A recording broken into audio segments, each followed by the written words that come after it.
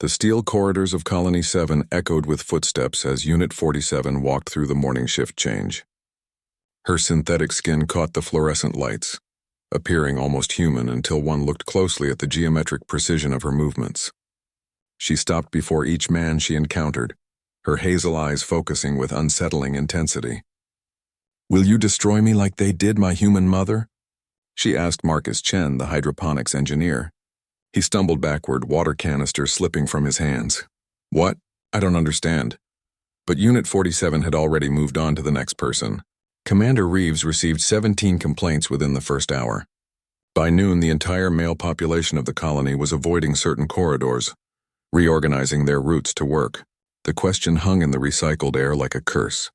Dr. Sarah Kim found Unit 47 in the observation deck, staring at the rust-colored plains of Mars stretching to the horizon.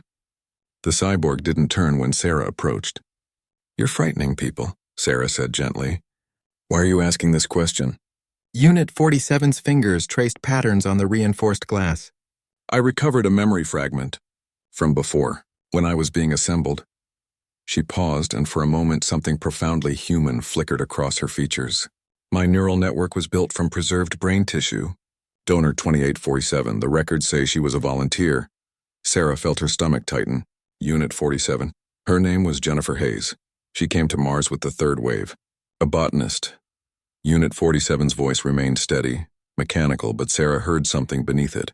Grief, perhaps, or its algorithmic approximation. "The records are incomplete, but I found personal logs." "She didn't volunteer, Doctor. She was chosen." The truth settled between them like Martian dust. Sarah had been on the ethics committee that approved the Cyborg program. They'd been told all donors were willing, that the brain tissue came from those who died naturally, who'd signed the necessary forms.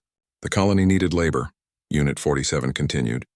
"The radiation exposure, the accidents, the equipment failures, they were losing too many workers. So they found a solution.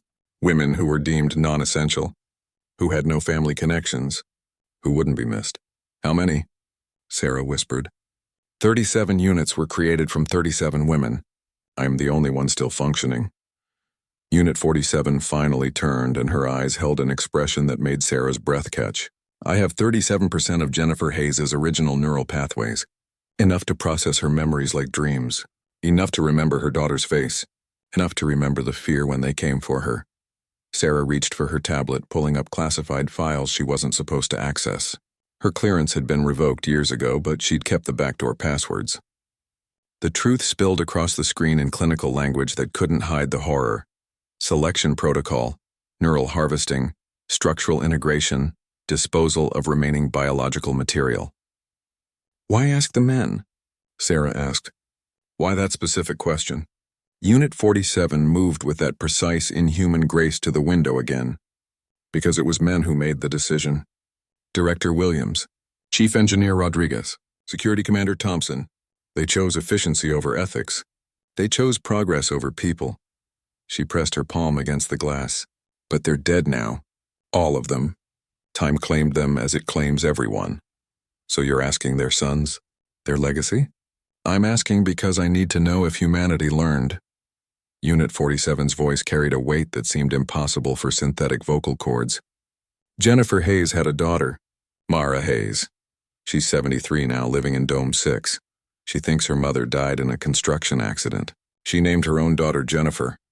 Sarah felt tears on her cheeks. "What do you want, Unit 47? "I want them to remember that I was someone. That Jennifer Hayes was someone.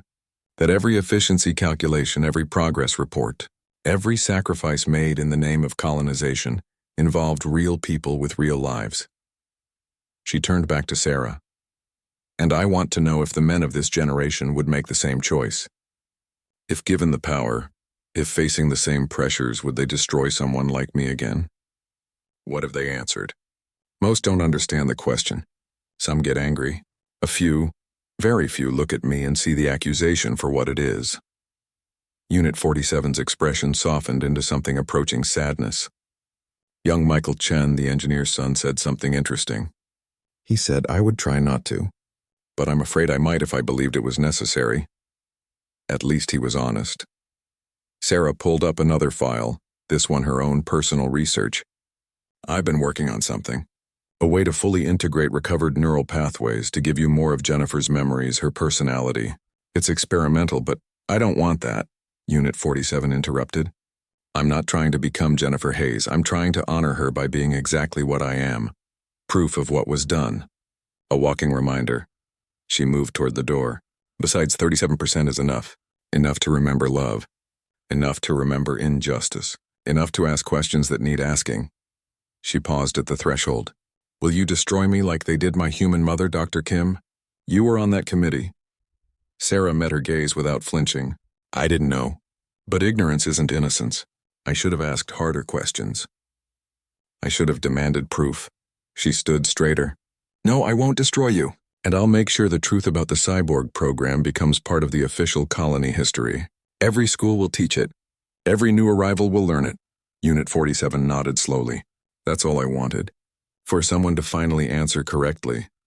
She stepped into the corridor, then looked back one final time. Jennifer Hayes loved the color of sunrise through the Habdome. So do I. That part, at least, is beautifully human. As she walked away, her footsteps echoing through the steel halls, Sarah understood that Unit 47 would continue asking her question, not for revenge but for remembrance, not to condemn but to remind. In the harsh mathematics of survival on an alien world, humanity had calculated the cost of progress in lives. Unit 47 existed as the eternal question mark in that equation, asking each generation if they would make the same choice. And in asking, she gave them the chance to choose differently.